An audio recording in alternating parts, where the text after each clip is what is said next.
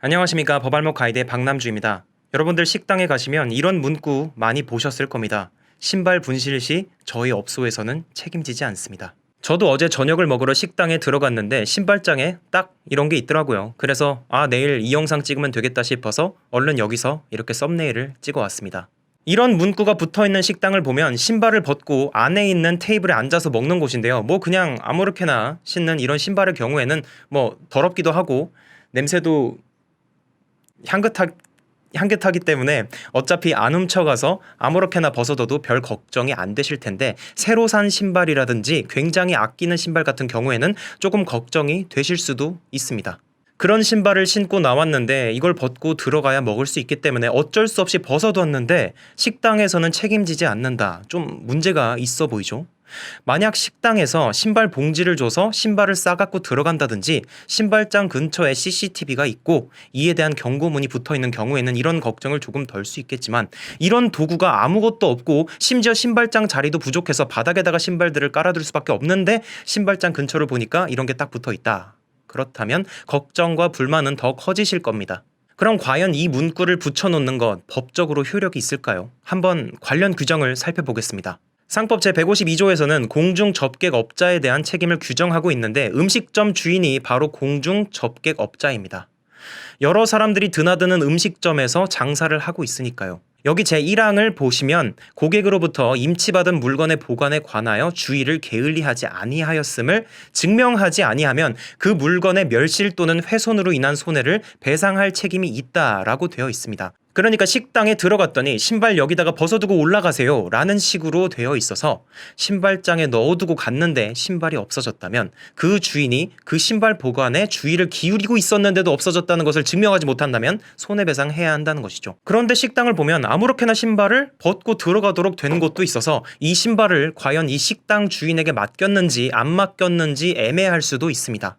그런데 제2항을 보시면 이런 경우도 책임을 져야 한다라고 되어 있습니다. 여기 한번 보세요. 공중접객업자는 고객으로부터 임치받지 아니한 경우에도 그 시설 내에 휴대한 물건이 자기 또는 그 사용인의 과실로 인하여 멸실 또는 훼손됐을 때에는 그 손해를 배상할 책임이 있다라고 되어 있습니다. 결국 주인이 나 이 신발 맡아준다고 한 적 없다. 누가 벗고 들어가래.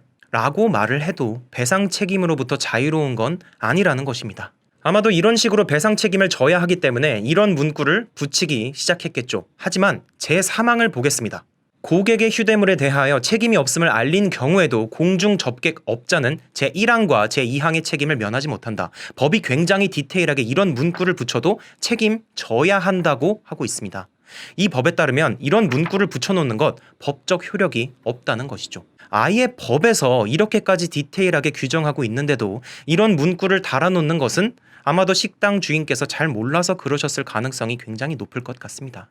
차라리 아예 이런 문구를 붙여놓는 게 더 나은 것 같습니다. 굉장히 솔직하잖아요. 책임지기 싫다 그러고. 또는 이런 식으로 신발을 자기들이 책임진다고 하는 것이 더 좋아 보입니다.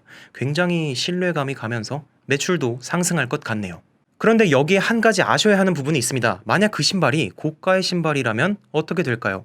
페라가모나 구찌 남자 구두 백화점 기준으로 싼 게 8, 90만 원입니다. 만약에 손님이 자기 구두가 없어졌다면서 내 구두가 원래 120만 원이고 깔창이 30만 원이니까 100만 원은 내놔라 라고 한다면 주인 입장에서는 정말 억울할 수밖에 없습니다.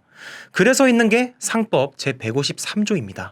이 규정을 보시면 고가물에 대해서 예를 들어서 고객이 이게 얼마짜리 구두인지 알려주면서 맡긴 게 아니라면 이 고가의 구두에 대해서는 손해를 배상할 책임이 없는 것입니다. 업주에게 생각지도 못한 고가의 구두에 대해서 모든 책임을 부담하도록 하는 것은 업주 입장에서 얼마나 가혹하겠습니까?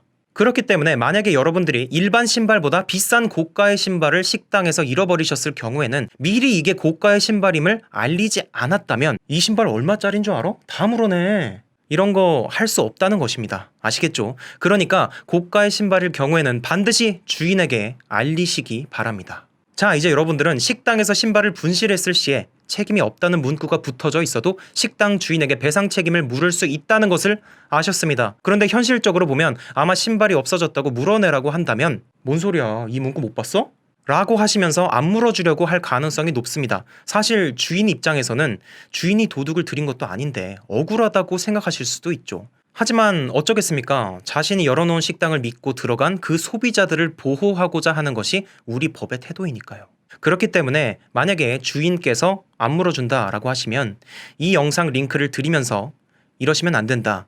우리 법에 따르면 사장님께서도 일부 책임을 져야 한다라고 되어 있다라는 걸 알려주시면서 구독과 좋아요, 알람 설정까지 해주시면 될 것 같습니다. 이렇게까지 했는데도 절대 못 물어준다라고 하신다면 뭐 어쩌겠습니까? 민사소송이나 한국소비자원에 피해 구제를 신청하셔야 하는데 개인적으로는 민사소송은 비추입니다. 한국소비자원에 연락하시는 걸 추천드립니다.